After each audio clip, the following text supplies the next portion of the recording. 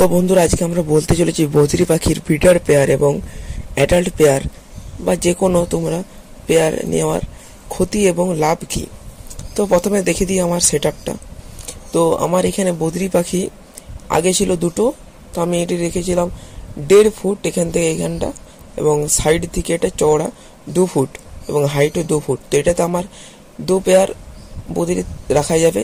তো এই যে বদ্রিগুলো দেখাচ্ছি দুটো, এগুলো কিন্তু পুরনো একটি দুটি ব্রিডিং পেয়ার, কিন্তু পেয়ারটি আলাদা, মেলটি আলাদা, ফিমেলটি পেয়ার লাগানো হয়। কিন্তু আমি দেখুন ওই যে পেছনে দুটো বসে আছে হাড়ির উপর, একটা ব্লু আর একটা ইয়েলো, এই দুটো ব্রিডিং পেয়ার আগেও ব্রিড করেছে পেয়ার লাগা। তো এদেরকে আমি এনেছি জাস্ট কিছুদিন হয়েছে, 13-14 দিন, আর আজকে রেজাল্ট দিয়ে দিয়েছে, এরা ডিম দিয়ে দিয়েছে। তো এইটি ব্রিডিং পেয়ার নিয়ে আসার একটি লাভ। কিন্তু বন্ধুরা, যতই লাভ হোক, ব্রিডিং পেয়ার নিয়ে এলে তোমার তো তাড়াতাড়ি বাচ্চা করবে, কিন্তু আনফার্টিলিটির চান্সটা অনেক বেশি থাকে। এরা ব্রিড তাড়াতাড়ি করে, কিন্তু তাদের আগের থেকে ব্রিড করেছে, বয়স হওয়ার কারণ ডিম আনফার্টাইল হয় বেশি। তার জন্য তোমরা যদি ব্রিডিং পেয়ার আনার জন্য ভাবছো, তোমরা যদি চাও যে আমার ডিম বাচ্চা তাড়াতাড়ি হোক, তোমরা ব্রিডিং পেয়ার নিয়ে আসতে পারো।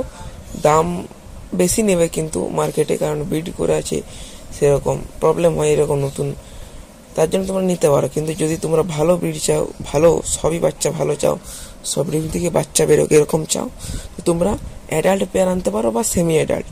কিছুদিন রাখতে হবে, 3-4 মাস, তারপর ওরা বাচ্চা দেবে। কিন্তু এদেরকে দেখো আমি 13-14 দিনই এনেছি, আজ বাচ্চা দিয়ে দিয়েছে। আর এরা যে দুটো দেখতে হচ্ছে, এরা আমার ধর 1 মাস হতে যাচ্ছে, কিন্তু এরা এখনো কিছু রেজাল্ট দেয়নি, এখন এই শুধু পেয়ার লাগছে তাদের। তো ওরা কিন্তু এখন ডিম দিয়ে দিয়েছে আজকে। তো ভিডিওটা এইটুকুই, ভালো লেগে থাকলে লাইক, শেয়ার, সাবস্ক্রাইব করে দেবেন। বাই বাই, ধন্যবাদ।